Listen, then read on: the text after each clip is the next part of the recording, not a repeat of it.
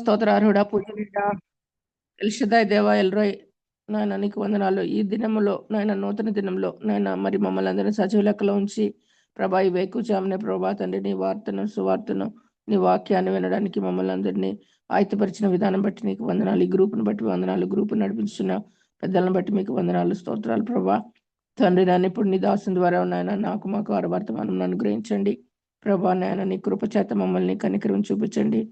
యేసయ్య వాక్యాన్ని విని సరి చేసుకునే హృదయం అంతట్లో నాయన నీ వెలుగును సంపాదించుకోవడానికి ప్రభాటి రీతిగా జీవించడానికి కృప దయచేయండి. ఇంటర్నెట్ ప్రాబ్లమ్స్ అన్నిటిని తొలగించండి. సాతాను క్రియలు బంధించండి ప్రభా. కూడి వచ్చిన వారందరికీ నీ మేలు ఆశీర్వాదం ధరించేయమని నజరేయుడైన శక్తిగా లేసే నామములో అడిగి వేడుకొంచున్నాను తండ్రి. ఆమేన్. ఆమేన్. హల్లెలూయా. Praise the lord. Thank you so much అమ్మగారు. అందరికీ వందనాలండి. ఝాన్సీ అక్క ప్లీజ్. ఓకే తమ్ముడు. అందరికీ గుడ్ మార్నింగ్ అండి. ఈ రోజు మన మధ్య వాక్యం అందించడానికి డాక్టర్ యు శ్రీనిత గారు దేవుని యొక్క ఆత్మ చేత ప్రేరేపింపబడి మన మధ్యలో ఉన్నారు. వారిని పరిచయం చేయటం గౌరవంగా భావిస్తున్నాను. డాక్టర్ యు శ్రీనిత గారు పులివెందులలో గవర్నమెంట్ మహిళా డిగ్రీ కళాశాల నందు జువాలజీ లెక్చరర్ గా సేవలు అందిస్తున్నారు. తిరుపతిలోని శ్రీ వెంకటేశ్వర విశ్వవిద్యాలయం నుంచి డాక్టరేట్ పట్టా పొందిన శ్రీనిత గారు విద్యార్థి దశలోనే మధ్యప్రదేశ్లోని ఉజ్జయినిలో మిషనరీ విద్యార్థిగా సేవలందించారు. 35 సంవత్సరాలుగా యుఈఎస్ఐ పరిచర్యతో అనుబంధం కలిగిన శ్రీనిత గారు విద్యార్థుల మధ్య సేవ చేయుచు హెబ్రోన్ సంఘ సహవాసములో కొనసాగుతూ వాక్య పరిచర్య ద్వారా ప్రభు సేవలో పాల్గొంటారు. యువతతో సమయం గడపటం, వారికి మార్గనిర్దేశం చేయటం శ్రీనిత గారికి ప్రభు అనుగ్రహించిన భారం. శ్రీనిత మరియు వారి ప్రియమైన భర్త గారైన శ్రీ ప్రసాద్ రెడ్డి గారులకు 2 కుమారులు ఆశీష్ మరియు ఆశ్రయ్. వారు తరచుగా మనకి వాక్యాన్ని అందిస్తున్నారండి. వారిని ప్రేమతో ఆహ్వానిస్తున్నాను. గుడ్ మార్నింగ్ మేడం, వెల్కమ్ అండి. Good morning sister. వందనాలు అందరికీ యేసుక్రీస్తు ప్రభు నామంలో. ఈ సమయంలో మరి ఈ ఉదయకాల ధ్యానం కొరకు ఎఫ్సీలకు రాసిన పత్రిక 6వ అధ్యాయము 10వ వచనం నుంచి 18వ వచనం వరకు ఎవరైనా ఒకరు చదివి సహాయం చేయండి. ఈ ఉదయకాలము ఆత్మీయ యుద్ధ పోరాటంలో విజయం సాధించటం ఎలా అనే అంశాన్ని గురించి మనం ధ్యానించుకుందాం. 10 నుంచి 18 వరకు మేడం. అవును సిస్టర్. Okay, thank you. తుదకు ప్రభు యొక్క మహాశక్తిని బట్టి ఆయన యందు బలవంతులై ఉండుడి. మీరు అపవాది తంత్రములను ఎదిరించుటకు శక్తిమంతులగునట్లు దేవుడిచ్చు సర్వాంగ కవచమును ధరించుకొనుడి. ఏలయనగా మనము పోరాడునది శరీరులతో కాదు, కానీ ప్రధానులతోనూ అధికారులతోనూ ప్రస్తుత అంధకార సంబంధులకు లోకనాథులతోనూ ఆకాశ మండలమందున్న దురాత్మల సమూహములతోనూ పోరాడుచున్నాము. అందుచేతను మీరు ఆపద్దినమందు వారిని ఎదిరించుటకును సమస్తము నెరవేర్చిన వారై నిలువబట్టుకును శక్తిమంతులగునట్లు దేవుడిచ్చు సర్వాంగ కవచమును ధరించుకొనుడి. ఎలాగనగా మీ నడుమునకు సత్యమును దట్టి కట్టుకొని నీతి అను మైమరు తొడుగుకొని పాదములకు సమాధాన సువార్త వలననైన సిద్ధ మనస్సును జోడు తొడుగుకొని నిలువబడుడి. ఇవన్నీ కాక విశ్వాసమను డాలు పట్టుకొనుడి. దానితో మీరు దుష్టుని అగ్నిబాణములన్నిటినీ ఆర్పుటకు శక్తిమంతులవుదురు. మరియు రక్షణయను శిరస్త్రాణమును దేవుని వాక్యమును ఆత్మ ఖడ్గమును ధరించుకొనుడి. ఆత్మ వలన ప్రతి సమయమందును ప్రతి విధమైన ప్రార్థనను విజ్ఞాపనను చేయుచు ఆ విషయమై సమస్త పరిశుద్ధుల నిమిత్తమును పూర్ణమైన పట్టుదలతో విజ్ఞాపన చేయుచు మెలకువగా ఉండుడి. ఆమేన్. Thank you sister. మరి ఈ లేఖన భాగాల్లో మనం గమనించినట్లయితే ఇక్కడ అపోస్తులైన పౌలు మరి ఎఫ్సీలకు రాస్తున్న ఈ పత్రికలో తుదకు ప్రభు యొక్క మహాశక్తిని బట్టి ఆయన యందు బలవంతులై ఉండుడి. మీరు అపవాది తంత్రములను ఎదిరించుటకు శక్తిమంతులగునట్లు దేవుడిచ్చు సర్వాంగ కవచమును ధరించుకొనుడి అని సెలవిస్తా ఉన్నాడు. అంటే ఈ లోకంలో యేసుక్రీస్తు ప్రభుని అంగీకరించిన తరువాత మనము యేసుక్రీస్తు ప్రభు యొక్క రాజ్యము లోనికి చేర్చబడిన వారము అవుతాం. అయితే యేసుక్రీస్తు ప్రభువు రాజ్యానికి విరోధంగా మరి సాతాను యొక్క రాజ్యము కూడా ఉన్నది. మరి ఆ యొక్క సాతాను రాజ్యము యేసుక్రీస్తు ప్రభువును అంగీకరించిన మనలను మరి దేవునికి ప్రియముగా ఉండకుండా దూరం చేయటానికి మరి 24 అవర్స్ ప్రతి రోజులో మరి చూసినట్లయితే మన జీవిత కాల పర్యంతము మన మీద మరి యుద్ధము చేస్తూ ఉంటాడనమాట. అయితే ఆ యుద్ధ పోరాటంలో కూడా ప్రభువు యొక్క మరి మహాశక్తిని బట్టి మరి ఆయన యందు అంటే యేసుక్రీస్తు ప్రభువునందు మనము బలవంతులుగా ఉండాలి అని యేసుక్రీస్తు ప్రభువు వారు సెలవిస్తా ఉన్నారనమాట. అంటే మనము ఆయన యందు బలవంతులుగా ఉండాలి అనేది దేవుని యొక్క ఇష్టం. దేవుని రాజ్యంలో దేవునికి ఇష్టకరముగా మనము జీవించాలి అని. అయితే అలాగా జీవించటానికి మనము ఈ లోకంలో మరి ఈ శరీరంతో ఉన్నంత కాలము చూసినట్లయితే ఈ యొక్క అపవాది తంత్రములను మరి ఎదిరించేటువంటి శక్తిమంతులముగా మనము జీవించాలి. ఆ విధంగా శక్తిమంతులంగా జీవించాలంటే దేవుడిచ్చే సర్వాంగ కవచాన్ని ధరించుకొని జీవించాలి అన్నది ఇక్కడ తేటగా దేవుడు సెలవిస్తా ఉన్నాడనమాట. అయితే మనం పోరాడేది చాలా సార్లు ఈ లోకంలో ఉన్న శరీరులతో అని మనము అనుకుంటా ఉంటాం. కానీ దేవుని వాక్యం తేటగా ఇక్కడ ఏమని సెలవిస్తా ఉందంటే, మీరు పోరాడున్నది శరీరులతో కాదు, కానీ మీ యొక్క పోరాటం అంటే ప్రధానులతో, అధికారులతో, ప్రస్తుత అంధకార సంబంధమైన లోకనాథులతో, ఆకాశ మండలమందున్న దురాత్మ సమూహములతో మనము పోరాడుతున్నాము అన్నది మనము ఒక స్పృహ అనేది కలిగి ఉన్నప్పుడు ఈ లోకంలో ఎదుటి వ్యక్తి నుంచి మనకు ఏదైనా శోధన సంభవించినప్పుడు లేదా పాపపు చేయాలన్నటువంటి ప్రేరేపణ వచ్చినప్పుడు మనము ఆ వ్యక్తి ద్వారా కలుగుతుంది అన్నట్లుగా చాలా సార్లు భ్రమపడి ఆ వ్యక్తుల మీద కోపము రావటము ఇలాగా కలుగుతా ఉంటుంది. కానీ ఆ వ్యక్తిని అలాగా వాడుకునేది ఎవరు అని చూస్తే అపవాది అన్నమాట. కాబట్టి మనము ఈ యొక్క అపవాది తంత్రాలను ఎరగాలి. అంటే మనం ఒక యుద్ధ అంటే లో ఉన్నప్పుడు ఆ యుద్ధంలో శత్రువు ఎంతటి శక్తిమంతుడో లేకుంటే శత్రువు ఎలాగా మన మీద మరి చూస్తే ప్రభావం చూపిస్తాడో తెలుసుకున్నప్పుడు మనము పోరాడటం అనేది చాలా ఈజీ అవుతుంది అనమాట. కాబట్టి ఈ రోజు మనము ఆ యొక్క శత్రువు ఎవరు, ఎలా పని చేస్తాడు, ఎలాగా మనము పోరాడాలి అన్నటువంటి సత్యాలు తెలుసుకుందాము. మరి లేఖన భాగాల్లోనే మనకు చూసినట్లయితే 1 పేతురు మరి 5వ అధ్యాయము 18వ వచనంలో స్పష్టంగా రాయబడి ఉంది అన్నమాట. సాతాను ఎవరిని మృంగుదునా అని గర్జించు సింహం వలె తిరుగులాడుచు ఉంటాడు అని చెప్పి. కాబట్టి సాతానుడు గర్జించు సింహం వలె తిరుగులాడుతూ విశ్వాసులని దేవునికి విరోధంగా పనులు చేసేటట్లు దేవునికి మరి చూసినట్లయితే దుఃఖం కలిగించేటట్లు ప్రవర్తించేటట్లు మరి తిరుగులాడుతూ గర్జించు సింహం వలె మరి ఆ యొక్క ప్రయత్నాలు చేస్తూనే ఉంటాడనమాట. అయితే ఆ యొక్క పోరాటంలో మరి ఆ యొక్క సాతానుడు ఏం చేస్తా ఉన్నాడు, శత్రువు ఏం చేస్తా ఉన్నాడు అనేది మనము తెలుసుకోవాలి అనేది మనము చూస్తా ఉంటున్నాం అన్నమాట. ఈ లోకంలో చూస్తే మనకు బలాత్కారాలు, ద్వేషాలు, జగడాలు, మరి అసూయలు ఇలాగా అంటే వ్యభిచారాలు, హత్యలు, ఒకరి మీద ఒకరు వ్యతిరేకంగా మాట్లాడుకోవటము, సనుగుడు, మరి తిరుగుబాటు చేయటము మనము తర్వాత ఇలాంటి చాలా శోధనలు మనకు వస్తా ఉంటాయి అన్నమాట. అయితే ఆ చెడుతనం అంతా ఎక్కడి నుంచి వస్తుందని చూసినట్లయితే సాతాను నుంచి మాత్రమే ఉద్భవిస్తూ ఉంది అనేది మనము విశ్వాసముగా గ్రహించాలి. అయితే ఆ చెడు స్వభావము విశ్వాసి జీవితంలో ప్రవేశించటానికి వీలు లేదు. ఆ చెడుని విశ్వాసి జయించాలి అన్నమాట. ఆ యొక్క సాతాను క్రియలు మనము పాలిభాగస్తులము అవ్వటం అనేది దేవునికి ఇష్టం ఉండదన్నమాట. ఈ యొక్క సాతానుడు మరి ఎవరు ఏంటి అనేది మనం చూస్తే ఇంకా సాతాన్ని మనం అపవాది అని కూడా పిలవచ్చు, దురాత్మలు అని కూడా పిలుస్తా ఉంటాము. తర్వాత మరి ఈ యొక్క లూసిఫరు దేవునికి వ్యతిరేకంగా మరి ప్రవర్తించి మరి చూసినట్లయితే దేవుని దగ్గర నుంచి పడవేయబడటం చూస్తాము.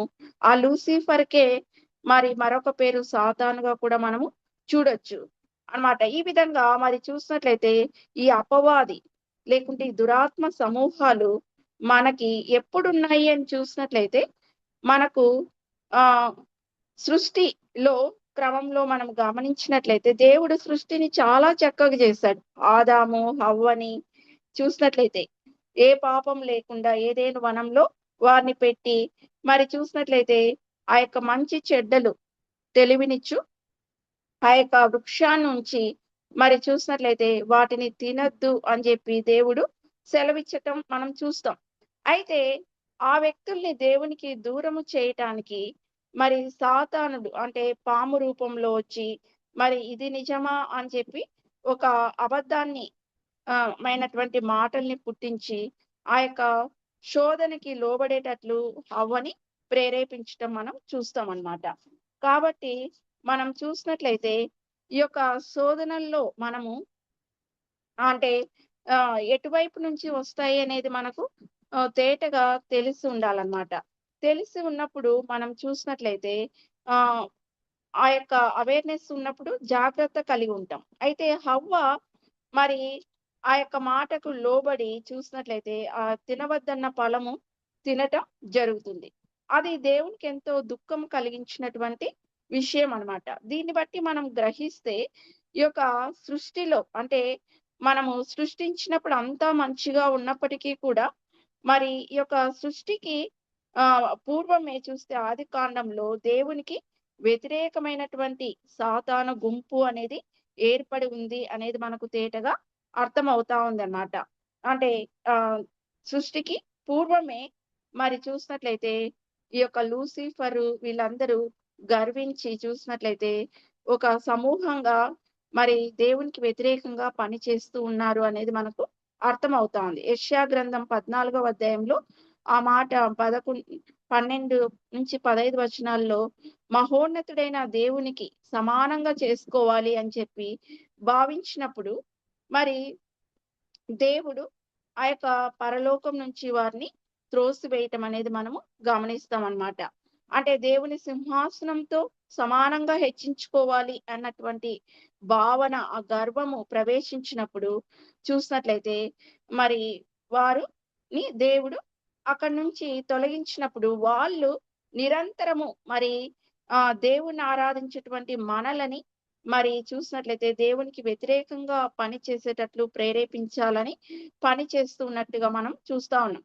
కాబట్టి ఈ లోకంలో విశ్వాసి ఒక యుద్ధ పోరాటంలో మనము మరణించే వరకు చూసినట్లయితే పోరాడవలసినటువంటి స్థితిలో ఉన్నామనేది మనకు చాలా స్పష్టంగా తెలుస్తా ఉంది. అయితే ఈ సాతాను ఇంకా చూసినట్లయితే ఎలాంటి పేర్లు కలిగి ఉండొచ్చు ఇవన్నీ మనం చూస్తే ఆది కాండంలో చూస్తే మనకు సర్పము రూపంలో మరి రావటం, అదే విధంగా మరి యేసుక్రీస్తు ప్రభు వారిని శోధించటం శోధకునిగా రావటం మనం చూస్తాము. ఇంకా చూసినట్లయితే ఈ యొక్క సాతాన్ని మనము బయల్జెబూలని ఈ లోకపు అధికారి అని తర్వాత పిలవటం కూడా జరుగుతుంది. తర్వాత అబద్ధములకు జనకుడు ఎవరు చూసినట్లయితే సాతాను అని మనం చూస్తా ఉంటున్నాం అన్నమాట. తర్వాత ఇంకా మనం చూసినట్లయితే మోసపరిచేటువంటి తత్వం కలిగినటువంటి వ్యక్తి, తర్వాత దేవునికి మానవులకు చూస్తే యేసుక్రీస్తు ప్రభువుని అంగీకరించిన మనకు విరోధిగా పనిచేస్తూ ఉంటాడనమాట. కాబట్టి ఈ విధంగా ఈ సాతానుడు మనకు చూసినట్లయితే చాలా మంచిగా మనతో ప్రవర్తించినట్టుగానే చేసి మనల్ని పాపంలో మరి పడవేయాలన్నటువంటి తత్వంగా చూస్తూ ఉంటాడనమాట. ఎందుకంటే ఇప్పుడు ఒక సిగరెట్ తాగటం దేవునికి వ్యతిరేక్తమని మనకు తెలుసు కాబట్టి నువ్వు సిగరెట్ తాగు, లేకపోతే నువ్వు ఆల్కహాల్ సేవించి ఇలాగా డైరెక్ట్ గా మన మీద ప్రయత్నం చెయ్యడు. కానీ చాలా నెమ్మదిగా మంచి విషయంగానే మనకు ప్రేరేపించి తుదకు మనము పాపంలో పడేటట్లు చేస్తా ఉంటాడనమాట. తర్వాత ఈ లోకంలో దయాలు కూడా మరి ఉన్నాయి. ఎందుకంటే దేవుని వాక్యంలో మనము సేన అంటే దయం పట్టినటువంటి వ్యక్తిని వీటందరినీ చూస్తాం కాబట్టి దయాలు కూడా ఉన్నాయన్నమాట. సైన్స్ యాక్చువల్ గా వీటిని యాక్సెప్ట్ చేయదు, కానీ దేవుని వాక్యం బట్టి చూస్తే ఉన్నాయి. కాబట్టి దేవుని వాక్యమే మనకు అంతిమ ప్రామాణికం కాబట్టి ఉన్నాయని కూడా మనము నమ్మవలసిన వారంగా ఉంటున్నాం అన్నమాట. ఇక్కడ కూడా ఇంకా ఈ ఎఫ్సి పత్రికలో కూడా దేవుడు తేటగా సెలవిస్తా ఉన్నాడు. మీరు చూసినట్లయితే మరి ఆ ప్రధాన అంటే ఆ అంధకార శక్తులతో, తర్వాత లోకపు నాదులతో మీరు పోరాడుతున్నారు అన్నటువంటి మాటల్ని ఇక్కడ మనము చూస్తున్నాం. ఆకాశ మండలమందున దురాత్మల సమూహాలతో. కాబట్టి ఇవన్నీ కూడా ఉన్నాయి అనేది మనం ఖచ్చితంగా విశ్వసించాలి అన్నమాట. ఎఫ్సీలకు రాసిన పత్రిక 6:12లో కూడా మనము గమనించినట్లయితే.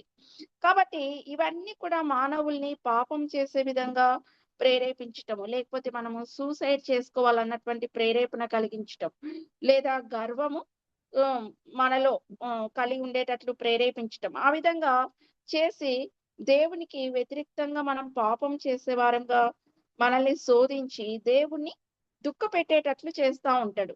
యేసుక్రీస్తు ప్రభు వారు మన పాపముల కొరకు సిలువలో ఒక్కసారి మరణించి ఆయన యొక్క రక్తం అంతటిని చిందించాడు. అయితే యేసుక్రీస్తు ప్రభుని విశ్వసించిన తరువాత మనం ఇలాగా పాపపు క్రియల్లో తిరిగి పాలు పంపులు కలిగినట్లుగా మనము చేసినట్లయితే తిరిగి దేవుని సిలువ వేసిన వారంగా అవుతామన్నమాట.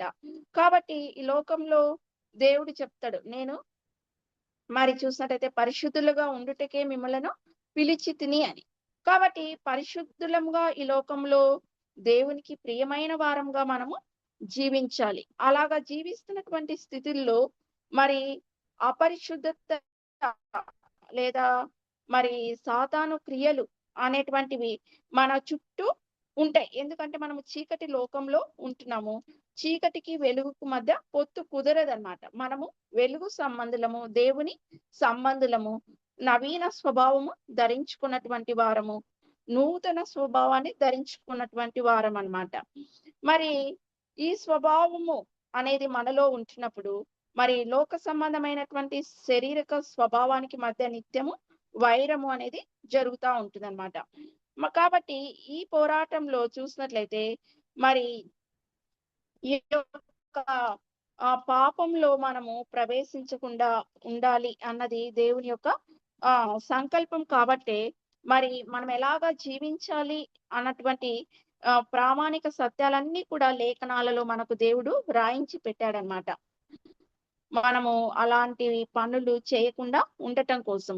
కాబట్టి వాటి మీద విజయం సాధించాలి అంటే దేవుని వాక్యము అనేది మన హృదయాలలో సమృద్ధిగా మరి నివసింప చెయ్యాలి అన్నటువంటిది కూడా మనము నేర్చుకోవాల్సిన వారంగా ఉంటున్నాం అన్నమాట. తర్వాత ఈ యొక్క విశ్వాసుల్ని మరి చూసినట్లయితే ఈ యొక్క దయ్యాలు లేకుంటే ఈ సాతానుడు మనల్ని నిత్యము చూసినట్లయితే పోరాటం చేస్తూ మనం చూసినట్లయితే ఉన్నప్పుడు శిష్యులు కూడా అడుగుతారు, ఈ దయ్యాలు మరి మేము వెళ్ళగొడతా ఉంటే వెళ్ళట్లేదంటే దేవుడే చెప్తాడు, మీరు ప్రార్థన చేయటం వల్ల మాత్రమే ఇది సాధ్యమవుతుంది అని చెప్పి. కాబట్టి మనం చూసినట్లయితే ఈ యొక్క సాతాను మీద విజయము లేదా ఈ దయ్యాల మీద విజయం సాధించాలి అంటే దేవుని సన్నిధిలో మనము ప్రార్థన చేయవలసిన వారంగా ఉంటున్నాము. నిరంతరము మరి ప్రార్థన చేస్తూ ఉంటున్నప్పుడు చూసినట్లయితే దేవుడే మనకు ఆ శక్తిని ఇస్తాడనమాట, వాటి మీద జయము సాధించటం కోసము. కాబట్టి యేసుక్రీస్తు ప్రభు వారు ఈ లోకంలో మరి చూసినట్లయితే ఉన్నప్పుడు తండ్రితో నిత్యము సహవాసం కలిగి ఉండేవాడు. అరణ్యంలో ప్రార్థన చేయటం, ఒంటరిగా కొండ మీదకి వెళ్ళి ప్రార్థన చేయటం మరి యేసుక్రీస్తు ప్రభు వారి యొక్క జీవితంలో ఒక వాడుకగా మనం చూస్తాం అన్నమాట. కాబట్టి మనము అనుక్షణము తండ్రితో మరి ప్రార్థనలో అంటే సహవాసం కలిగి ఉన్నప్పుడు ఈ యొక్క సాతాను మీద మనకు కూడా దేవుడు విజయాన్ని అనుగ్రహించే దేవుడుగా ఉంటున్నాడు అన్నమాట. ఇంకా దేవుడు చెప్తాడు, దేవునికి లోబడి ఉండుడి, అపవాదిని ఎదిరించుడి, అప్పుడు వాడు మీ యొద్ద నుండి పారిపోవును అని చెప్పి మనం యాకోబు పత్రిక 4వ అధ్యాయంలో మనం చూస్తాం అన్నమాట. అహంకారులను ఎదిరించి దీనులకు కృప అనుగ్రహిస్తాడు అని కూడా మనం అక్కడ చూస్తాం. కాబట్టి మనం ఎవరికి లోబడాలి, ఈ యొక్క సాతానుకు లోబడాలనా దేవునికి లోబడాలనా అనేది నిరంతరము మన జీవితంలో జరిగే పోరాటం. అయితే మనం నిరంతరము దేవుని వాక్యానికి దేవుని మాటకి లోబడవలసిన వారంగా ఉంటున్నాము. అలాగా లోబడినప్పుడు సాతాను మీద మనము విజయము సాధించగలము అనేది బహు స్పష్టంగా మనము లేఖనాల్లో గమనించగలం అన్నమాట. కాబట్టి ఆ సాతాన్ని దేవుడు సిలువలో చితక కొట్టాడు. అంటే సాతానుని దేవుడు ఓడించాడు. అందుకే సాతానుడు ఆ మీద మనకు చూసినట్లయితే విజయము ఖచ్చితంగా ఉంది అనేది మనము నమ్మాలి. చాలా సార్లు మనము వాటిని జయించలేము అన్నటువంటి ఒక వీక్ మైండ్ ని మన హృదయాలలో సాతానుడు లేదా అపవాది పుట్టిస్తా ఉంటాడు. కాబట్టి అపవాది తంత్రములను ఎదిరించుటకు మనము శక్తిమంతులము అవ్వాలి అన్నటువంటిది కూడా మనము ఎఫ్సి పత్రికలో తేటగా చూస్తా ఉంటున్నాం అన్నమాట. మనం చూసినట్లయితే అంటే మీరు అపవాది తంత్రములను ఎదిరించుటకు శక్తిమంతులగునట్లు దేవుడిచ్చు సర్వాంగ కవచాన్ని మనము ధరించాలి అని చెప్పి దేవుడు ఇక్కడ క్లియర్ గా మనకు తెలియజేస్తా ఉంటున్నాడు అన్నమాట. సాతాను తంత్రాలు ఎలా ఉంటాయి ఏంటి అనేది మనం చూసినట్లయితే చాలా సార్లు అంటే సోమరితనము ఒక సాతాను యొక్క పని అని మనము భావించం. ఎక్కువగా నిద్రపోవటము, తర్వాత లేజినెస్ గా ఉండటము, తర్వాత సోమరిగా ఉండటము, తర్వాత పనుల్ని పోస్ట్ పోన్ చేసుకుంటూ ఉండటము, ఇవన్నీ కూడా సాతాను నుంచి కలిగే తంత్రాలే అనేది మనము గ్రహించాలి. నిద్ర లేమి, సరిగా నిద్ర లేకపోవటము, తర్వాత సెల్ ఫోన్ అడిక్షన్స్ లోకి వెళ్ళిపోవటము, తర్వాత ఆత్మన్యూనత భావము కలగటము, తర్వాత మనం చూసినట్లయితే చాలా సార్లు నేటి దినాలలో మనము బిజీ లైఫ్ అనే అనుకుంటా ఉంటాం అన్నమాట. దేవుని పనికి స్థానము అంటే సమయం లేదు, ప్రార్థన చేసుకోవడానికి సమయం లేదు అన్నట్లుగా. అంటే ఆ పనుల భారము లేదా పని ఒత్తిడిలో మనం ఉన్నట్లుగా కలగచేసేది కూడా సాతాను యొక్క ఒక ప్రక్రియ అన్నమాట మనం చూసినట్లయితే. కాబట్టి అందుకే ఇలాంటి వాటన్నిటి గురించి మనము చాలా అవేర్నెస్ కలిగి ఉండి ఇవన్నీ కూడా మరి సాతానుడు కలగచేస్తూ ఉన్నవి అని గ్రహించాల్సిన బాధ్యత మన మీద ఉందన్నమాట. చాలా సార్లు మన శరీరము చాలా వీక్ అయిపోయినట్టుగా మనము ఫీల్ అవుతా ఉంటాం అన్నమాట. శరీరము చాలా బలహీనంగా ఉండటము, తర్వాత ఇంకా మనం చూసినట్లయితే ఫ్యాషన్ అభిరుచులు అంటే ఈ లోకంలో మనం చూస్తే దేవుడు మనల్ని స్త్రీలను తగుమాత్రపు వస్త్రముల చేత అలంకరించుకోండి అని చెప్పి 1 తిమోతి పత్రికలో దేవుడు సెలవిస్తాడు. కానీ ఈ ఫ్యాషన్స్ అన్ని ఎవరి నుంచి స్టార్ట్ అవుతాయంటే క్రిస్టియన్స్ నుంచే స్టార్ట్ అవుతాయి అన్నటువంటి ఒక నానుడి కూడా ఉందన్నమాట. అంటే అలాగా అంటే ఇతరులని లేదా పురుషులని రెచ్చగొట్టేటట్లు అలంకరించుకోవటము, అలాంటివన్నీ కూడా మరి చూసినట్లయితే దేవుని నమ్మిన బిడ్డలముగా మనకు తగినవి కాదన్నమాట. అవన్నీ కూడా దుష్టుని నుంచి వచ్చేటువంటి తలంపులు లేదా క్రియలు అనేది మనము గ్రహించాలన్నమాట.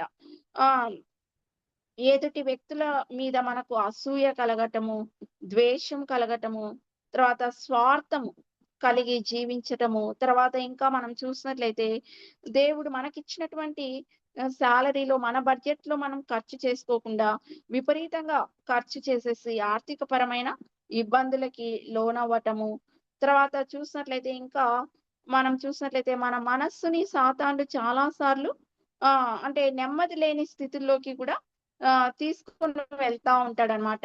చాలా సార్లు అవిశ్వాసాన్ని పుట్టిస్తా ఉంటాడు మన మనస్సుల్లో కదా. ఈ అవిశ్వాసము అనేది కూడా దేవుని యొద్ద నుంచి వచ్చేది కాదనమాట. తర్వాత అందుకే దేవుడు సెలవిస్తాడు. ఫిలిప్పీలకు రాసిన పత్రిక 4వ అధ్యాయము 8వ వచనంలో ఏమని చెప్తాడంటే, మెట్టుకు సహోదరులారా, ఏ యోగ్యతైనను మెప్పైనను ఉండిన ఎడల ఏవి సత్యమైనవో, ఏవి మాన్యమైనవో, ఏవి న్యాయమైనవో, ఏవి పవిత్రమైనవో, ఏవి రమ్యమైనవో, ఏవి ఖ్యాతి గలవో వాటి మీద ధ్యానముంచుకొనుడి అని సెలవిస్తాడనమాట. కాబట్టి విశ్వాసంగా మనము ఏవి సత్యము, తర్వాత ఏవి మాన్యమైనవి, ఏవి న్యాయంగా ఉన్నవి, ఏవి పవిత్రంగా ఉంటున్నాయి, ఏవి రమ్యంగా ఉంటున్నాయి, ఏవి ఖ్యాతిగా ఉంటున్నాయి, ఇలాంటి వాటి మీద మన మనస్సుని ఉంచుకోవాల్సిన వారంగా ఉంటున్నాం అన్నమాట. వాటి మీద మన మనస్సు ఉండకుండా తొలగించేది కూడా సాతానుడు కలగజేసేటువంటి ప్రక్రియలు. చాలా సార్లు యేసుప్రభుని నమ్మిన మనకి కూడా అంటే సూసైడ్ చేసుకోవాలన్నటువంటి ఆలోచనలు రావటము, ఏదైనా ఒక దుఃఖము, ఒక బాధ, ఒక వేదన కలిగినప్పుడు చూసినట్లయితే ఆహ్, మత్తయి సువార్తలో యేసుక్రీస్తు ప్రభువు వారిని మరి చూసినట్లయితే, ఈ శిఖరం మీద నుంచి నీవు దూకు, దేవుడు నిన్ను తప్పిస్తాడే గదా అని సాతాను ప్రలోభ పెట్టటం మనం చూస్తా ఉంటున్నాం అన్నమాట.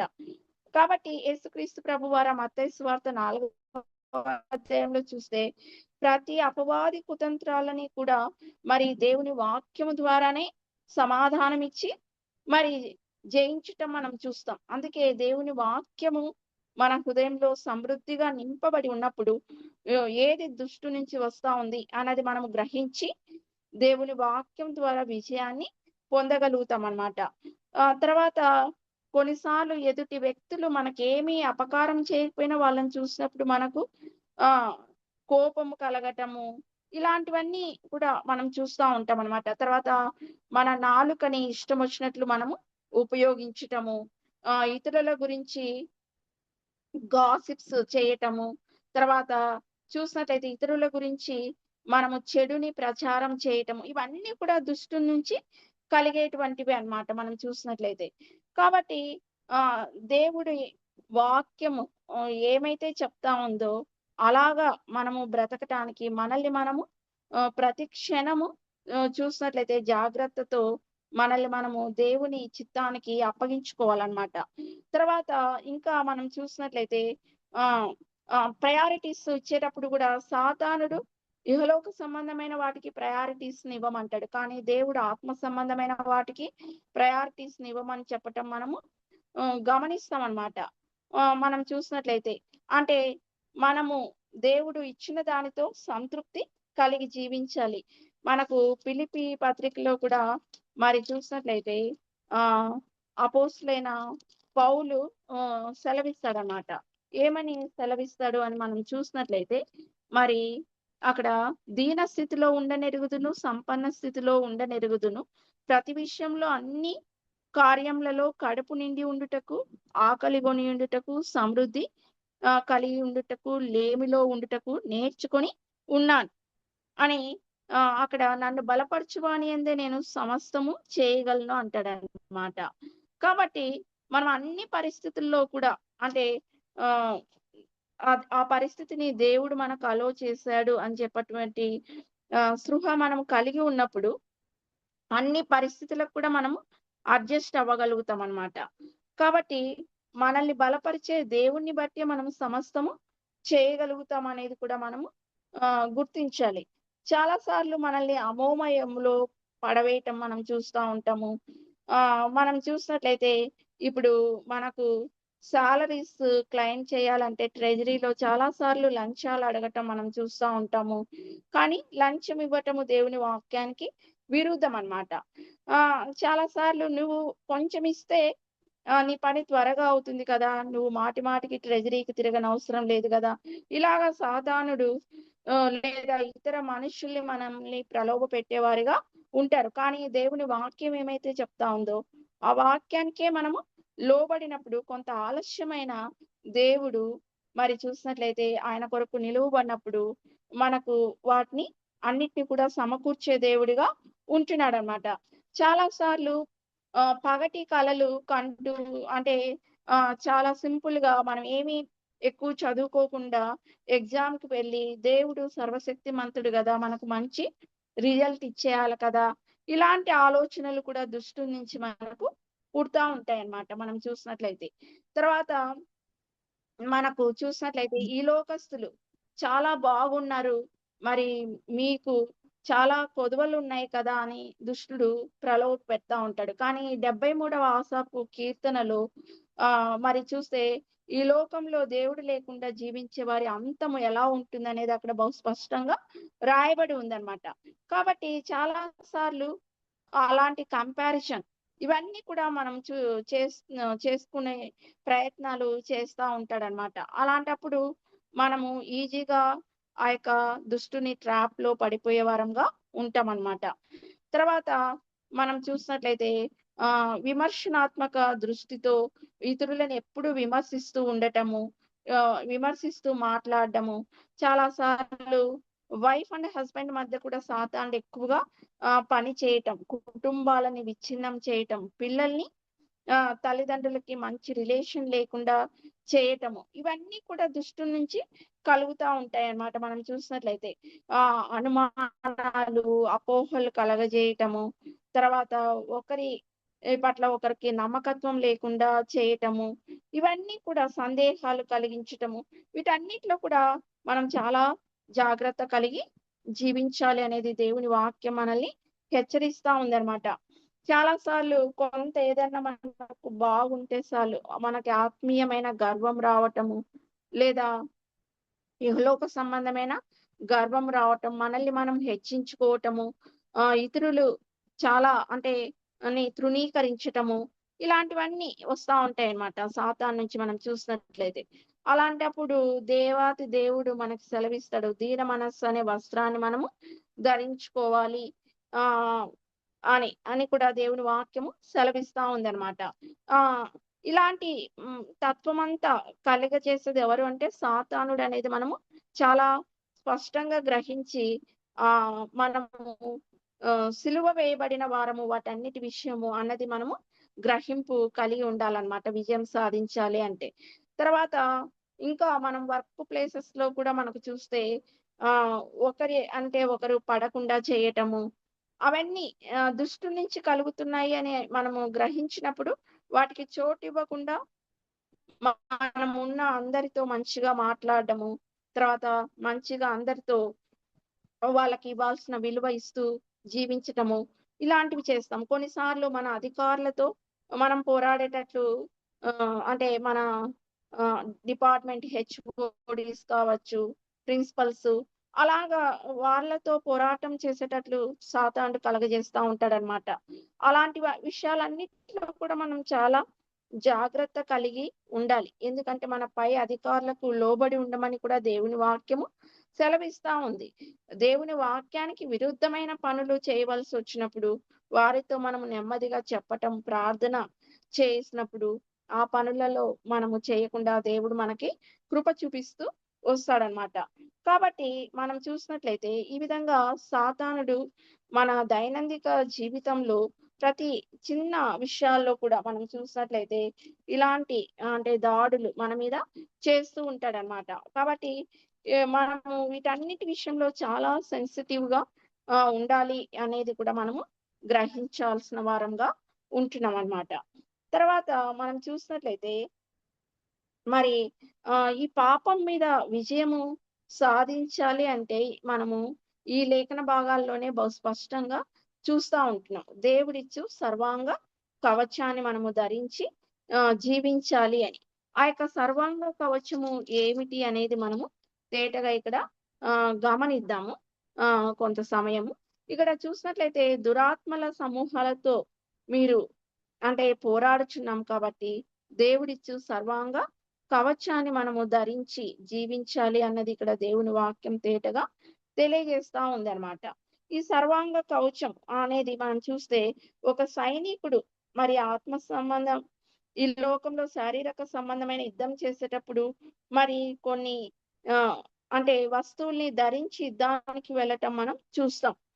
ఇది మనం చూస్తే ఆత్మీయమైనటువంటి సైనికులముగా మరి మనం యుద్ధానికి వెళ్ళేటప్పుడు వేటిని కలిగి ఉండాలి అన్నది చూసినట్లయితే ఇక్కడ మనం చూస్తాం. అపవాది తంత్రాలను ఎదిరించటం కోసం మనం చూసినట్లయితే మొట్టమొదటిగా మనం చూసినట్లయితే ఇక్కడ ఈ సర్వాంగ కవచము మనము ఎందుకు ధరించాలి అని చూస్తే సాతాను అనే అనుచరులను జయించటం కోసము అన్నది మనం చూస్తా ఉంటున్నాం అన్నమాట. మనకి చూసినట్లయితే సాతానుడు హవ్వను శోధించటం చూస్తాము దైవ గ్రంథంలో. మరి యోబు మీద శోధనలు కలగజేయడానికి కూడా సాతానుడు యోబు గ్రంథంలో చూస్తాము.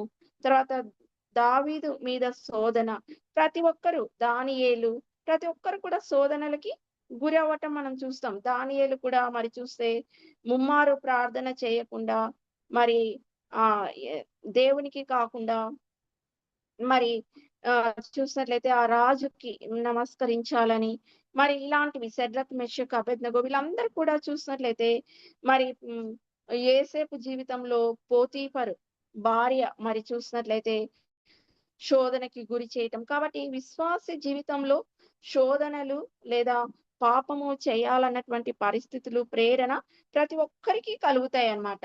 అయితే వాటన్నిటి మీద మనకు అవేర్‌నెస్ కలిగి ఉన్నప్పుడు మనము నిలబడటానికి శక్తిమంతులము అవుతామన్నమాట. ఇక్కడ అందుకే దేవుడు వాటిని మనం గ్రహించాలి అని చెప్తా ఉన్నాడు. తర్వాత మనం చూసినట్లయితే ఆహ్, నిలబడాలి అని కూడా చెప్తా ఉన్నాడన్నమాట. ఇక్కడ మనం చూసినట్లయితే దేవుడు 13వ వచనంలో చూస్తాం కదా! అందుచేత మీరు ఆపద్దినమందు వారిని ఎదిరించుటకు సమస్తమును నెరవేర్చిన వారై నిలువబడుటకు శక్తిమంతులగునట్లు దేవుడిచ్చు సర్వాంగ కవచమును ధరించుకొనుడి అని మనం చూస్తా ఉంటున్నాం అన్నమాట. కాబట్టి మనము ఆ కుతంత్రాలు ఏంటో తెలుసుకోవాలి. తర్వాత మనము నిలబడగలుగుతాము, దేవుడు నిలబడటానికి మనకు శక్తినిస్తాడన్న గ్రహింపు కలిగి ఉండాలి. తర్వాత దేవుడు మనల్ని శక్తిమంతులుగా చేస్తాడు అన్నది కూడా మనము గ్రహించాలి. ఎందుకంటే మరి ఈ లోకంలో ఉన్నవాని కంటే కూడా మన దేవుడు గొప్పవాడు కనుక మనలో ఉన్న దేవుడు మనకు ఖచ్చితంగా విజయాన్ని ఇస్తాడు, శక్తినిస్తాడు అన్న గ్రహింపు మనము కలిగి ఉండాలన్నమాట. అలాంటి గ్రహింపు లేనప్పుడు సులభంగా మనము సాతాను యొక్క ట్రాప్‌లోకి పడిపోతాం. చాలా సార్లు ఎదుటి వ్యక్తిని గౌరవించటము, లేకపోతే మనము సబ్మిసివ్‌గా ఉండటము, లేకపోతే క్షమించమని అడగటము, ఇవన్నీ కూడా చూస్తే నిన్ను నిన్ను నీవు చాలా తక్కువ చేసుకుంటున్నావు అన్నటువంటివి సాతాను భావన కలిగిస్తాడు. కానీ దేవుడు మా వాక్యం ఏం చెప్తా ఉంది? ఇతరులని మనము క్షమించాలి. 77 మార్లు మట్టుకు కూడా క్షమించాలన్నమాట. క్షమించటం అనేదే ఒక శక్తివంతమైన జీవితము. లేదా ఇతరుల మీద ద్వేషము కలిగి ఉండకపోవటము అనేది ఒక శక్తివంతమైన జీవితం దేవుని వాక్యం ప్రకారం మనం చూసినట్లయితే. కాబట్టి అలాగా మనము బ్రతకటానికి దేవుడు ఖచ్చితంగా మనకు శక్తినిస్తాడన్నమాట. తర్వాత ఈ సర్వాంగ కవచంలో మొట్టమొదటిగా దేవుడు ఏమని చెప్తా ఉన్నాడని మనం చూసినట్లయితే 14వ వచనంలో మీ నడుమునకు సత్యం అనేది దట్టి కట్టుకోనండి అని చెప్పి చెప్తా ఉంటున్నాడు అన్నమాట. మనం చూసినట్లయితే సత్యం ఏంటి అని మనం చూసినట్లయితే దేవుని వాక్యమే సత్యం. దేవుడే అంటాడు, నేనే మార్గము, సత్యము, జీవమునై ఉంటాను అని కూడా చెప్తా ఉన్నాడు అన్నమాట. కాబట్టి దేవుని వాక్యమే సత్యము. కాబట్టి ఈ సత్యాన్ని మనము ఒక దట్టిలాగా మన నడుముకి ఒక బెల్ట్ లాగా మనము కట్టుకోవాలి అని చెప్పి ఇక్కడ దేవుడు బహు స్పష్టంగా తెలియజేస్తా ఉంటున్నాడు అన్నమాట. మనము ఎక్కువగా చూసినట్లయితే ఇప్పుడు ఈ యొక్క బ్యాక్ పెయిన్ వచ్చే వాళ్ళని కూడా చూస్తా ఉంటున్నాము. వాళ్ళ నడుము దృఢంగా ఉండడానికి వాళ్ళు బెల్ట్లు యూజ్ చేయటం అనేది మనం చూస్తా ఉంటాము. తర్వాత ఈ నడికట్టు అనేది కట్టుకొని మనం ఏదైనా పనులు చేయడానికి సిద్ధపడినప్పుడు కూడా చాలా చక్కగా చేయగలుగుతాం అన్నమాట. మనకి ఒక శక్తి అనేది వస్తుందన్నమాట.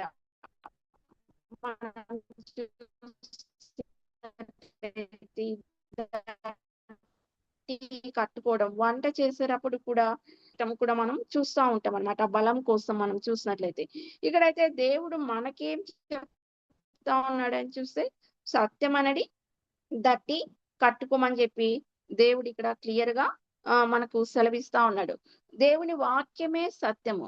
దేవుని యొక్క వాక్యమే సత్యము కాబట్టి ఈ సత్యమైన వాక్యము మనం ఒక దట్టిలాగా కట్టుకొని ఉన్నప్పుడు ఏది సాతానుడు మన మీద బాణాల్లో ఏవి సత్యమైనవి, ఏవి లోపం కలిగినవి, అసత్యమైనవి, వేటిని మనం ఎదుర్కోవాలనేది బహు స్పష్టంగా మనము తెలుసుకోగలుగుతాం అన్నమాట. ఎందుకంటే నేటి దినాల్లో చాలా రాంగ్ కల్ట్స్ అనేటి కూడా రావటం మనం చూస్తా ఉంటున్నాము. అబద్ధ ప్రవక్తలని, అబద్ధ బోధలు, తర్వాత యెరూషలేము తల్లి అని, తర్వాత జెహోవా విట్నెస్, ఇలాంటివన్నీ చాలా వస్తా ఉంటున్నాయి. కాబట్టి ఏది అపోస్తులుల బోధ అనేది కూడా మనము గ్రహింపు కలిగి ఉండాలన్నమాట.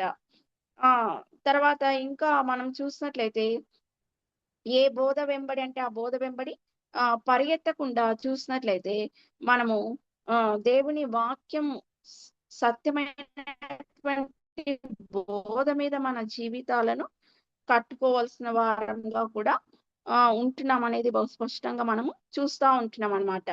మరి చూసినట్లయితే వాక్యాన్ని వక్రీభవించి చెప్తా ఉంటున్నప్పుడు కూడా మనము చాలా జాగ్రత్తగా ఉండాలి. ఏది సత్యమైనటువంటి వాక్యము ఆ వాక్యమే మనము దట్టిలాగా కట్టుకొని నిలువబడాలి. కాబట్టి రోజు సమయం దొరికిన కొలది దేవుని వాక్యము నిరంతరము చదవాలి, ధ్యానించాలి.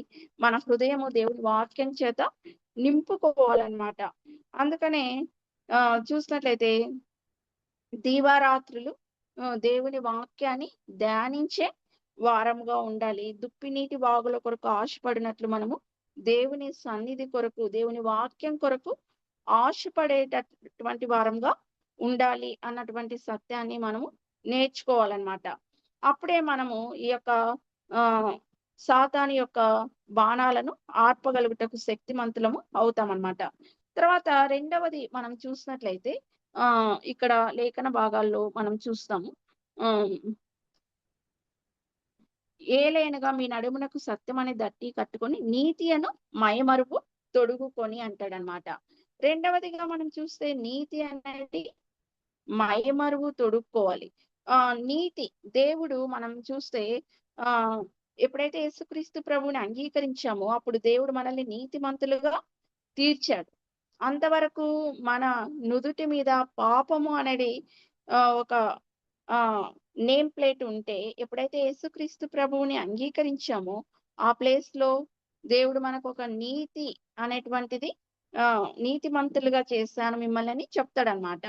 కాబట్టి ఈ నీతి అనే మైమరువు అనేది మనకు ఈ ఛాతి భాగానికి రక్షణ ఇస్తుందన్నమాట. ఒక కవచం లాగా మనం చూసినట్లయితే కట్టుకోవాలి అనేది మనం చూస్తాం అన్నమాట.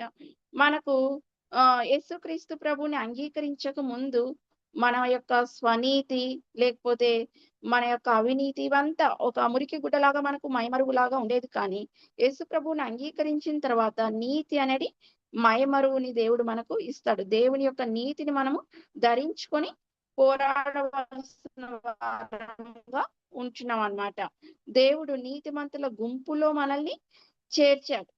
కాబట్టి చాలా సార్లు మనం ఒక చిన్న తప్పిదం చేసినప్పటికీ సాతానుడు నీలో నీతి లేదు, నీవు పాపం చేసావు, నువ్వు తప్పిపోయావు, ఇలాగా మనల్ని మన మైండ్ ని చాలా ప్రలోభ పెట్టినప్పుడు 1 యోహాను పత్రిక 1వ అధ్యాయం 9వ వచనంలో దేవుడు క్లియర్ గా చెప్తాడు, ఎవరమైతే తిరిగి ఆ పాపాన్ని ఆయన సన్నిధిలో ఒప్పుకుంటామో అప్పుడు తిరిగి దేవుడు మనల్ని పరిశుద్ధపరుస్తాడు అని.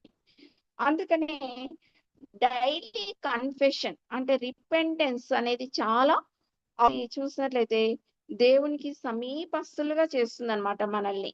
ఎప్పుడు ఆయన సన్నిధికి వెళ్ళినా మనము ఇంకా ఏమైనా మనలో అవినీతి అనేటువంటిది ఉందా అన్నది దేవుడు మనకు చూపిస్తా ఉన్నప్పుడు మనము రిపెంట్ అవుతూనే ఉండాలన్నమాట దేవుని సన్నిధిలో పశ్చాత్తాపం. అప్పుడు చూసినట్లయితే ఈ యొక్క నీతి న్యాయముతో మనము బ్రతకటానికి దేవుడు మనల్ని పిలిచాడు, మనకు శక్తిని కూడా ఇస్తాడనమాట. తర్వాత మూడవది మనం చూసినట్లయితే పాదములకు సమాధాన సువార్త వలన సిద్ధ మనస్సును జోడు తొడుక్కోవాలన్నమాట. కాబట్టి సమాధానము అనేది మనం చూసినట్లయితే ఎఫ్సి పత్రికలో దేవుడు క్లియర్ గా మనకి సెలవిస్తాడు, తండ్రితో నేను మిమ్మల్ని సమాధాన పరిచితిని, మీరు మునుపు దూరస్తులై ఉంటున్నారు కానీ ఇప్పుడు దేవునికి సమీపస్తులై ఉంటున్నారు అని. కాబట్టి ఈ యొక్క రోమా సైనికులు కూడా మనం చూస్తే తోలుతో చేసినటువంటి ఆ యొక్క షూస్ లేదా జోళ్ళు తొడుక్కుంటూ ఉండేవాళ్ళు అన్నమాట. కాబట్టి మరి చూసినట్లయితే ఇక్కడ పదునైన మేకులు ఇవన్నీ కూడా వాటికి ఉండేవన్నమాట. వాళ్ళు ప్రయాణించడానికి అంటే కొండ ప్రాంతాల్లో కానీ ప్రతికూల పరిస్థితులు ఎక్కడైనా వాళ్ళు చెల్లించడానికి ఆ యొక్క జోడు ఆ విధంగా చేయబడి ఉండేవి షూస్ అనేవి మనం చూసినట్లయితే. ఇక్కడ దేవుడు మనకేమని చెప్తున్నాడంటే సువార్త వలనైనా సిద్ధ మనస్సును జోడు అంటే మనం సువార్త ప్రకటించే వారంగా ఉండాలి అన్నటువంటిది కూడా ఇక్కడ తేటగా మనం చూస్తా ఉంటున్నాం. సమయమనక అసమయమనక మనము సువార్తని ప్రకటించినప్పుడు అనేకులను దేవునితో సమాధాన పరిచే వారంగా ఉంటామన్నమాట. కాబట్టి క్రీస్తు సువార్త ప్రకటించాలి. యేసుక్రీస్తు ప్రభు వారు అంతిమంగా మనకిచ్చిన ఆజ్ఞ కూడా ఏంటంటే సర్వలోకానికి వెళ్ళి మీరు సర్వ సృష్టికి సువార్త ప్రకటించండి. ఎప్పుడైతే సువార్త ప్రకటిస్తామో అప్పుడు ఈ లోకంలోని మానవులు తండ్రితో సమాధాన పరచబడతారు. తర్వాత మనతో కూడా వాళ్ళు సమాధానంగా ఉంటారన్నమాట మనం చూసినట్లయితే. కాబట్టి ఈ సువార్త అనేటువంటి మనకి వాళ్ళైన సిద్ధ మనస్సు అనే జోడు మనం ఎప్పుడూ తొడుక్కొని మరి చూసినట్లయితే దేవుని సువార్తను ప్రకటించే వారంగా ఉండాలి అని ఇక్కడ చూస్తా ఉంటున్నాం. నెక్స్ట్ 4వదిగా చూస్తే విశ్వాసం అనేది డాలును మనము కలిగి ఉండాలి అన్నమాట. మనం చూసినట్లయితే డాలు పూర్వకాలంలో రాజులు మరి యుద్ధానికి వెళ్తా ఉన్నప్పుడు చాలా పొడవైన ఒక డాలుని పట్టుకొని వెళ్ళే వాళ్ళన్నమాట. కాబట్టి ఆ యొక్క డాలు ఏం చూపిస్తా ఉందంటే విశ్వాసాన్ని. సాతానుడు మనకి అపవాది మాటి మాటికి అవిశ్వాసాన్ని పుట్టిస్తా ఉంటాడనమాట. అయితే మనము విశ్వాసం అనేది డాలును కలిగి ఉంటున్నప్పుడు మన చేతుల్లో మనము శరీరాశలు కానీ, నేత్రాశలు, జీవపు డంబములు, లోకంలో మనకి ఏమైనా పరిస్థితులు సంభవిస్తా ఉన్నప్పుడు చూసినట్లయితే దేవుడు లోకాన్ని జయించాడు, విజయము విశ్వాస్కి ఇస్తాడు దేవుడు అన్నటువంటి ఒక ధైర్యంతో మనము ముందుకు సాగటానికి వీలవుతుంది అనమాట. మనం చూసినట్లయితే మనకు ఒక బలాన్ని ఇస్తుంది. అందుకే దేవుడు విశ్వాసం లేకుండా దేవునికి ఇష్టడై ఉండుట అసాధ్యం అని కూడా చెప్తాడనమాట. కాబట్టి విశ్వాసం గురించి చాలా వచనాలు రాయబడతాయి. హెబ్రీ పత్రిక 11వ అధ్యాయంలో కూడా విశ్వాసం లో నిలిచినటువంటి వ్యక్తుల పేర్లన్నీ కూడా రాయబడటం, వాళ్ళ విశ్వాసం అది ఎంతో మరి చూసినట్లయితే బలమైంది అన్నటువంటిది మనం చూస్తాం. అబ్రహాం చూస్తే దేవుడు ఎక్కడికి పిలుస్తున్నాడో అనేది కూడా తెలియకుండానే దేవుణ్ణి విశ్వాసంతో వెంబడించటం చూస్తాము. నోవహు అది వరకు జలప్రలయం అనేది చూడనప్పటికీ కూడా ఓడని విశ్వాసంతో నిర్మించటం చూస్తాము కదా. ఇలాగా చూస్తే రాహబ్ అనేది ఆ యొక్క వేశ్య కూడా చూసినట్లయితే వేగుల వారిని దాచటంలో ఆమె విశ్వాసము ప్రదర్శిస్తుంది. కాబట్టి మనం కూడా ప్రతి విషయంలో కూడా విశ్వాసం ఈ యొక్క జీవిత యాత్రలో కలిగి ఉండాలి అనేది మనం చూస్తాం. చాలా సార్లు మనకి అల్ప విశ్వాసము, అవిశ్వాసము ఇవన్నీ సాతాను నుంచి కలుగుతాయి. దేవుడు ఆవగింజంతా విశ్వాసం కలిగి ఉంటే కొండలు సైతం పెకిలింపబడి సముద్రంలో వేయబడతాయని దేవుని వాక్యం తేటగా సెలవిస్తా ఉందన్నమాట. కాబట్టి మనం ఈ శోధనలకి లొంగిపోకుండా గొప్ప విశ్వాసంతో, స్థిరమైన విశ్వాసంతో చూసినట్లయితే జీవించాలి లోకంలో అనేది దేవుని వాక్యము తేటగా మనకు సెలవిస్తా ఉందన్నమాట. తర్వాతది చూస్తే రక్షణ అనేది శిరస్త్రాణము ధరించాలి అని చూస్తా ఉంటున్నాం. 5వదిగా మనం చూస్తే మరి ఏ సైనికుడైనా యుద్ధానికి వెళ్ళేటప్పుడు తలకి ఒక శిరస్త్రాణము లేదా రక్షణ కొరకు పెట్టుకోవటం మనం చూస్తామన్నమాట. ప్రస్తుతం మనం కూడా బైకుల్లో వెళ్తా ఉన్నప్పుడు హెల్మెట్ ధరించటం మనం చూస్తాం. కాబట్టి మనకు గాయాలు తగలకుండా ఇది మనల్ని ఎంతగానో ప్రొటెక్ట్ చేయటం మనము చూస్తా ఉంటున్నాం అన్నమాట. కాబట్టి తల మీద శిరస్త్రాణం యెషయా గ్రంథము 59లో 17వ వచనంలో మనకు తేటగా ఆ వచనము రాయబడి ఉంటది అనమాట. రక్షణను తల మీద శిరస్త్రాణంగా ధరించాలి అని చెప్పి. కాబట్టి ఆ యొక్క రక్షణ అనేటువంటి ఇది మనకు చూసినట్లయితే రక్షింపబడినప్పుడు ఆత్మీయ పోరాటంలో దాన్ని శిరస్త్రాణంగా ధరించినప్పుడు సాతాన్ని జయించడానికి మనము శక్తిమంతులం అవుతాం. మనకు నిత్య జీవం అనేది రక్షణ ద్వారానే కలుగుతుంది. మనకు గ్యారెంటీగా నిత్య జీవము లేకుంటే పరలోకము తర్వాత జీవ గ్రంథంలో మన పేరు లిఖింపబడటము ఈ రక్షణ వల్లనే మనకు కలుగుతుంది. చాలా సార్లు సాతానుడు అసలు నీవు రక్షింపబడ్డావా అన్నటువంటి ఆలోచనలతో మన మైండ్స్ ని చాలా డిస్టర్బ్ చేయటం మనం చూస్తాం. కాబట్టి ఒకసారి మనం పొందిన రక్షణ ఏమాత్రము పోదన్నమాట. అది అంతం వరకు స్థిరంగా ఉంటుంది. కాపాడుకోవాల్సిన బాధ్యత మన మీద ఉందన్నమాట రక్షణని అంతం వరకు. తర్వాత మనం చూస్తే 6వదిగా ఇక్కడ దేవుని వాక్యం అనేది ఖడ్గము అనేది చూస్తామన్నమాట. మనం 17వ వచనంలో. కాబట్టి దేవుని వాక్యం మనకు చూస్తే ఇక్కడ రెండంచుల ఖడ్గం వంటిదన్నమాట దేవుని వాక్యం. తర్వాత దేవుని వాక్యం గురించి లేఖనాల్లో చాలా అమూల్యమైన సత్యాలు రాయబడి ఉంటున్నాయి. మనము ఈ ఖడ్గాన్ని ఎలా కలిగి ఉండాలి అనేది.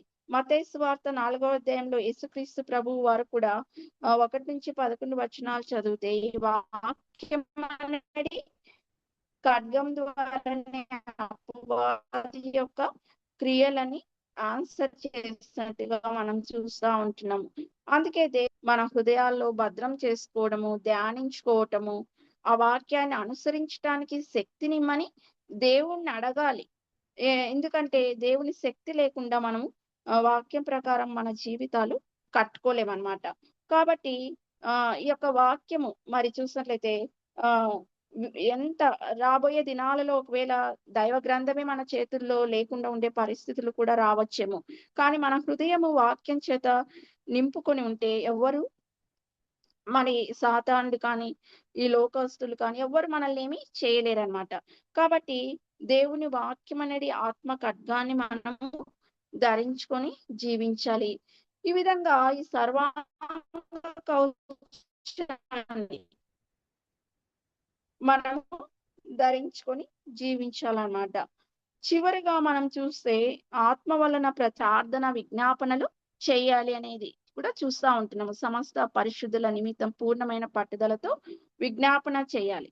కాబట్టి ఎల్లప్పుడూ అప్రమత్తంగా ఉంటూ ప్రార్థనలో పోరాడినప్పుడు చూసినట్లయితే మనకి యుద్ధంలో విజయం అనేది లభిస్తుంది అన్నమాట. ఎందుకంటే ఈ లోకంలో జీవించినంత కాలం మనం ఒక బ్యాటిల్ ఫీల్డ్ లో లేదా యుద్ధ రంగంలో ఉన్నట్లే అన్నమాట మనం చూసినట్లయితే. కాబట్టి ఎటువైపు నుంచి మనకు పోరాటం వస్తుందో మనకు తెలియదు. కాబట్టి అనునిత్యము దైవిక శక్తి కోసము, దేవుని సహాయం కోసము మనము ఎల్లప్పుడూ ప్రార్థించే వారంగా ఉండాలన్నమాట. లేకపోతే దేవుడు మనకి ఇచ్చేటువంటి ఆ యొక్క కిరీటాన్ని సంపాదించే వరకు, నీతి కిరీటము, జీవ కిరీటం, వీటిని మనం పోరాడే వాళ్ళగా ఉండాలి అన్నది ఇక్కడ మనం చూస్తా ఉంటున్నాం అన్నమాట. కాబట్టి ఈ యుద్ధ పోరాటంలో మనము జయ జీవితం జీవించాలి అంటే ఈ సర్వాంగ కవచాన్ని ధరించుకోవాలి. మరి ప్రార్థన జీవితం అనేది కూడా చాలా ప్రాముఖ్యమైనదిగా ఉంటున్నది అన్నమాట. మనం ప్రార్థనలో నిరంతరము పోరాడే వారంగా ఉండాలి. చాలా సార్లు ప్రార్థన అంటే మనకు సమయము లేదనుకోవటము, లేకుంటే నిద్రపోవటము, ఎవరో ఒకరు ఆ సమయాన్ని మనల్ని డిస్టర్బ్ చేయటం మనం చూస్తూ ఉంటాం. కానీ ఖచ్చితంగా మనము ఒక సమయాన్ని పెట్టుకొని ప్రార్థనలో గడపాలి. ఎందుకంటే మనకంటే ముందు ఆ సమయంలో దేవుడు అక్కడ ఎదురు చూస్తూ ఉంటాడంట. దేవుడు నా బిడ్డ నాతో మాట్లాడడానికి వస్తుంది అని చెప్పి. మరి సమస్తాన్ని సృజించిన సృష్టికర్త అయిన దేవుడే మన మొరలు వినటానికి ఎదురు చూస్తా ఉంటే మనం ఎంతగా ఇంకా దేవుని సన్నిధిలో మొరపెట్టే వారంగా ఉండవలసిన వారంగా ఉంటున్నాము అనేది ఇక్కడ ఈ వచనం మనకు తెలియజేస్తా ఉంది. కాబట్టి విజ్ఞాపన చేస్తూ మనము మెలకువ కలిగిన జీవితము జీవించాలి. చాలా సార్లు ఈ మెలకువ లేకుండా మరి మనము ఏమరపాటున ఉండటం వలన మరి చూసినట్లయితే ఈ యొక్క సాతాను వేసేటువంటి ఉచ్చులలో చిక్కుకొని పోయే వారంగా ఉంటాం అన్నమాట. కాబట్టి ఈ నేటి దినాలలో ఈ భయంకరమైన దుష్ట లోకంలో దేవుని కొరకు మనము విజయం కలిగి జీవించాలి అంటే దేవుడిచ్చేటువంటి సర్వాంగ కవచాన్ని ధరించుకొని మరి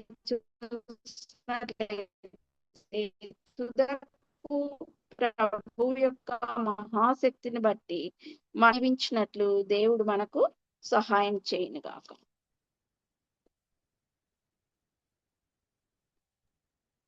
థ్యాంక్ యూ మేడం. ఇప్పటి వరకు మన ఆత్మీయ పోరాటంలో అపవాదిని ఎలా ఎదుర్కోవాలనే అంశం మీద అద్భుతమైన వాక్య పరిచయం చేసిన డాక్టర్ శ్రీనిత గారికి విపిఎఫ్ ఫ్యామిలీ తరపున కృతజ్ఞతలండి. సాతాను క్రియలలో మనము పాలి భాగస్థులం కాకూడదు. మనం మరణించే వరకు కూడా ఆత్మీయ పోరాటం చేస్తూనే ఉండాలి. దేవునికి ప్రియముగా జీవించాలంటే దేవుని వాక్యాన్ని మన హృదయంలో నింపుకోవాలి. అపవాదిని జయించాలంటే ప్రార్థన మన ఆయుధం అయి ఉండాలి. దేవునికి లోబడి అపవాదిని ఎదిరిస్తే వాడు మన యొద్ద నుండి పారిపోతాడు. అపవాది తంత్రాలను ఎదిరించుటకు మనము శక్తిమంతులము అవ్వాలంటే దేవుడిచ్చే సర్వాంగ కవచమైన సత్యమను దట్టి నీతి అను మైమరువు సమాధాన సువార్త వలనైన సిద్ధ మనసును జోడు విశ్వాసమను డాలు రక్షణ అయిన శిరస్త్రాణము దేవుని వాక్యమనే ఆత్మ ఖడ్గము ధరించుకోవాలి. మరియు ప్రార్థన విజ్ఞాపన చేయుచు నిరంతరము మెలకువగా ఉండాలి. ముగింపు ప్రార్థన మరియు ఆశీర్వాదం ఇవ్వవలసిందిగా రెవరెండ్ జామి రవికుమారయ్య గారిని మనవి చేస్తున్నానండి. ప్రార్థన చేసుకుందాం. పరిశుద్ధమైన తండ్రి, నీ బంగారు పదాలు కొందరం ప్రభు, ఉదయకాల సమయం లేచి ప్రభు, నీ చలనైన మెల్లైన స్వరైన ప్రభ, గతను ప్రభ సహోదరి శ్రీగత గారు ప్రభ వినడానికి ఇచ్చిన శాస్త్రమైన సమయాన్ని బట్టి వందనాలు ప్రభ.